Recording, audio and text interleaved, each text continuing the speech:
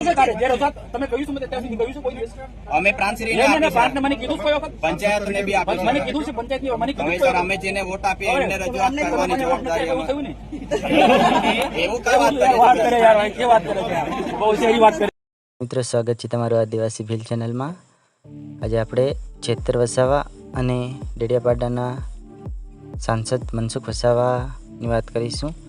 જ્યારે તેઓ નવા તાલુકાના ઉદ્ઘાટન માટે ગયા ત્યારે ગ્રામજનોએ તેમની સમસ્યા વિશે વાત કરી.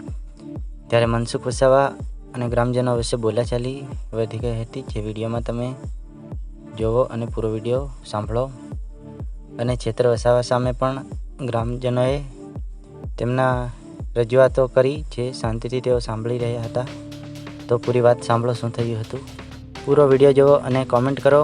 પેલા ટેમ્પરરી છે ને જ્ઞાન સહાયક વાળા એ બી નહીં, પટ્ટાવાળો જ છે તો પટ્ટાવાળો બનાવવાનો છે.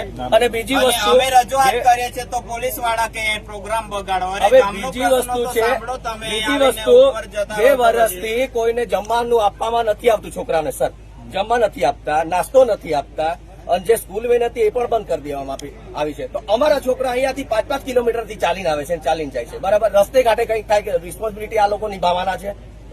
આજે 10મા 12માનું ભવિષ્ય અંધકારમાં છે, છોકરાઓનું ફેલ થશે. જે વર્ષો બગડે એની રિસ્પોન્સિબિલિટી આ લોકો રાખે છે કે આ લોકો પાસ કરાવી આપશે. અને મોડલના છોકરાઓ પ્રાથમિકમાં ભણે છે, પ્રાથમિકમાં ટીચરો નથી. આ લોકો ત્યાં હોહાકાર કરે છે, એમના ડિસ્ટર્બ થકી અમારા પ્રાથમિક વાળા છોકરા ભણી નથી. એકલવ્ય મોડલ શાળાની તો મેં પણ મુલાકાત લીધી. બરાબર સર. હવે અહીંની જે તમારી શાળા ખરી એની બાજુના મકાનમાં ભણાવે છે, મેં બી જે તે વખતે રજૂઆત કરી છે. તેમ છતાં આજે આ જીતતો આપણે નવરચિત તાલુકો જાહેર થયો છે, એટલે માન્ય મુખ્યમંત્રીશ્રીને પણ આપણે ધ્યાને મૂકીશું, આદિજાતિ અને શિક્ષણ મંત્રીને પણ આપણે ધ્યાને મૂકીશું.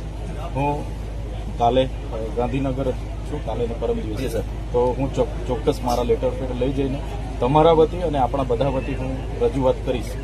કેમ કે શિક્ષણ માટે છે સર. અમને રોડ રસ્તાની તો અમે કોઈ રજૂઆત નથી કરતા, કેમ કે તમે જે રસ્તે આયા છો એ રસ્તા તમે જોયા છે. બરાબર, કાંકરા તો હશે જ નહીં, ખાડા બી નહીં હશે મારા માન્ય પ્રમાણે તો. બરાબર, એટલે કહેવાનો મતલબ છે આજે તમે શિક્ષણનું કંઈ કરો.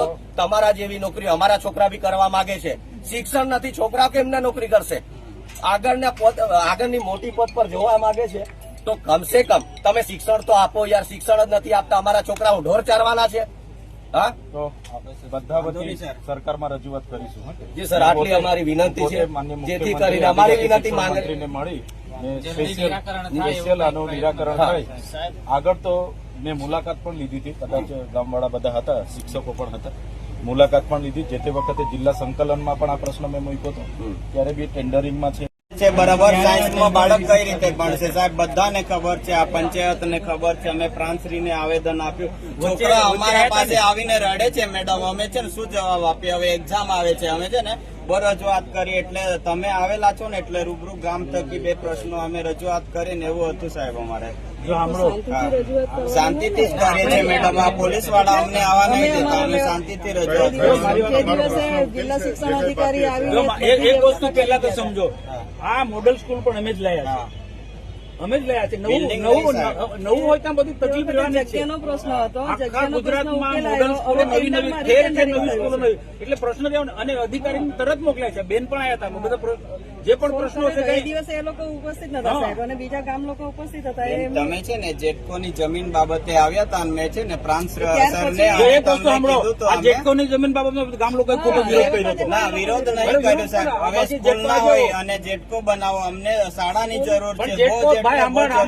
જેટકોની પણ કેટલી જરૂર છે. આ વિસ્તારના ખેડૂતોને સિંચાઈના બહુ મોટી પ્રશ્ન છે. એટલે એક ગામ પૂરતું નહીં, આખા વિસ્તારને વિચારો. જેટકોની બહુ જરૂર છે. જીબી ના 66 કેવી બસો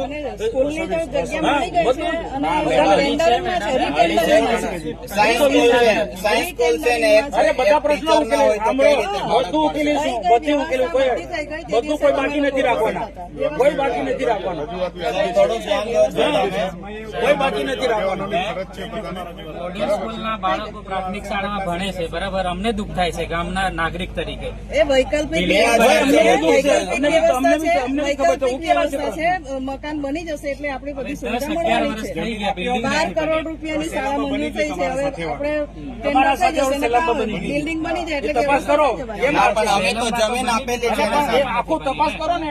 તમારા હાથે સેલમમાં અમે કેમ નથી જમીન બન્યું? આપેલી છે, એ નહીં બીજું કારણ, બનતું. બધા ગાણા કાઢો તમે જુઓ તમે. રીટેન્ડરિંગ થયું છે. તમે જ્યાં એ સહયોગ સવાર આપવાનો તે બદલાય એટલે આપતા ફરી નથી. પાછું સરકારની રીટેન્ડરિંગ સતત થાય છે. ટીકા કર્યા કરો તો ના, પછી અમારો પૂરો ટીકા ના, નહીં આપણે આ શું